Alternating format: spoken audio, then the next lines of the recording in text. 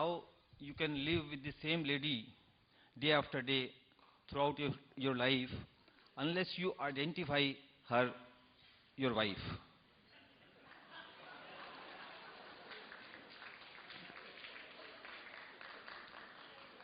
And my second question is… No, we'll handle one at a time. Is she here? She's here, okay. Recently, I was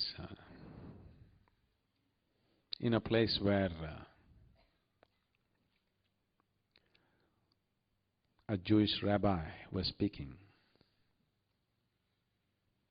This rabbi is from Denmark and he was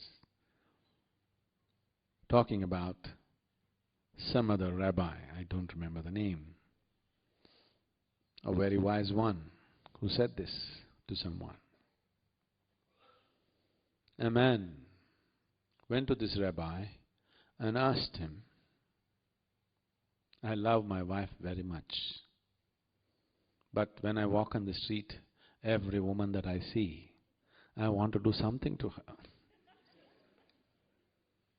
What shall I do? The wise rabbi looked at him and said, Son, it doesn't matter where you work up your appetite as long as you go home and eat.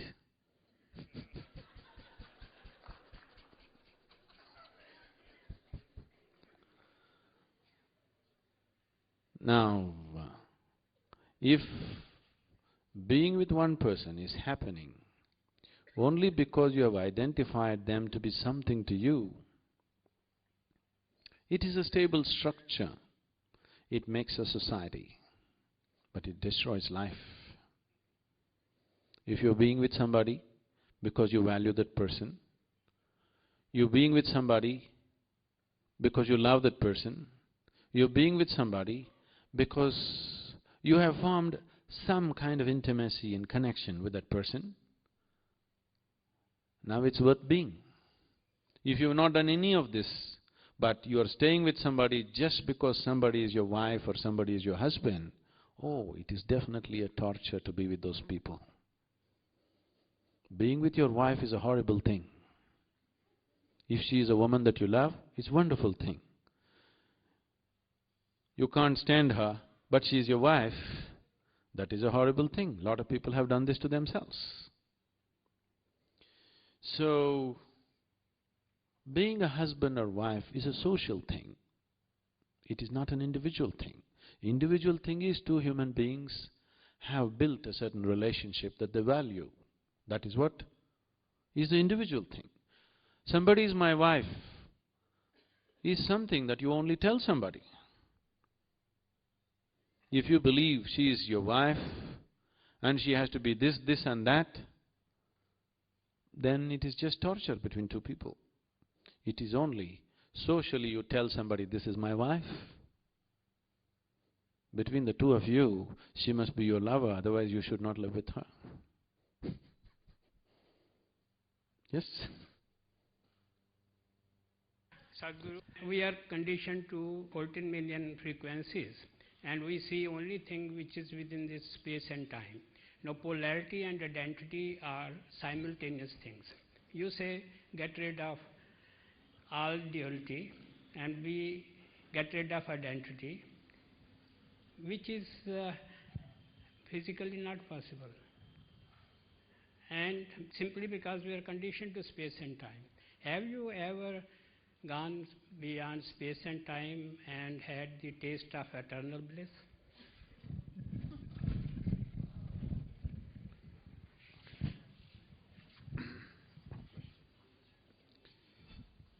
Now, both space and time is a creation of your conscious mind. If you transcend the limitations of your conscious mind, there is no such thing as space and time. Modern physics is also working its way towards this direction. They're talking about 11 different dimensions in the same space. has always talked about 21 different dimensions in the same space.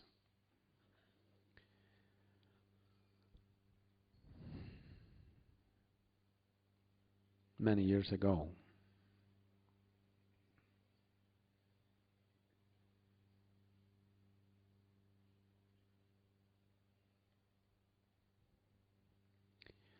on a certain afternoon, till then I managed my time and space very well. On a certain afternoon, I happened to be sitting on a small hillock which I was involved with, which I loved, which I knew very intimately. Till that moment, I always thought this is me, and the rest is the other. I handled the other quite well, but still this was me and that was the other. Suddenly I burst forth into an experience. I did not know which is me and which is not me. What was me was all over the place. The very rock that I was sitting on, the very air that I breathe, the atmosphere around me, everything became me. That doesn't make logical sense. Because if you want to make any kind of logical sense, you need two. Without two, there is no logic. And suddenly there was no two, it was all me. Everything was just me. I thought this lasted for about 10 to 15 minutes.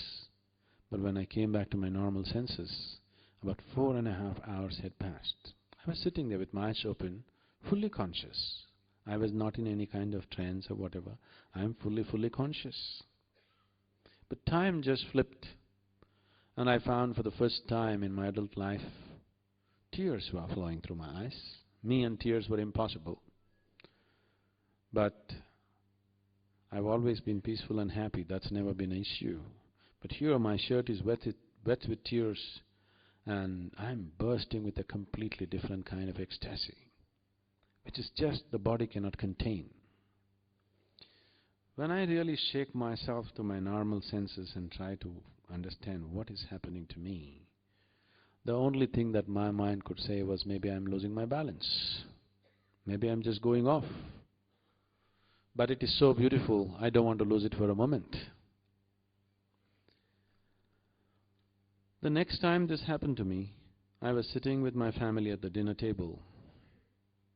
Actually, it was in my experience just 2 minutes. It was only 2 minutes, but 7 hours had passed. This started happening. And one day I just sat down and I thought it's maybe 20-25 minutes, but 13 days had passed. I was sitting right there, eyes open, fully conscious. It never occurred to me that I should eat or sleep or anything. I sat in one place for 13 days, not with any effort, not with any intention, not with any attitude towards attainment or anything. I simply sat down and looked around. 13 days were passed. So time and space is very much the creation of your logical mind. Once you transcend that, there is no time and space. And you don't even have to cross time and space to be blissful. Blissfulness will happen to you in so many ways. Right now, I think there are lots of people here who are practicing Shambhavi Mahamudra. You sit down in the morning, 21 minutes, you become totally blissful. Drunk, but fully aware. Look into my eyes and see I'm stoned all the time, but fully conscious. This moment if I want I can flip, or this moment if I want I can be alert and conduct the situation the way I want. And if you were aware of the culture, as Sri Karan Singh was mentioning, Shiva is known as the Adi Yogi. He was inebriated all the time. He was drunk. At the same time, he's a perfect ascetic, sitting there in absolute meditation and drunk at the same time. This is what it means. And this is how all of us should be, absolutely inebriated but perfectly stable within ourselves. Now, the need for seeking something from outside will completely disappear. Once you're blissful by your own nature, your life becomes an expression of your blissfulness, not in pursuit of happiness. And that's the shift that needs to happen in every life.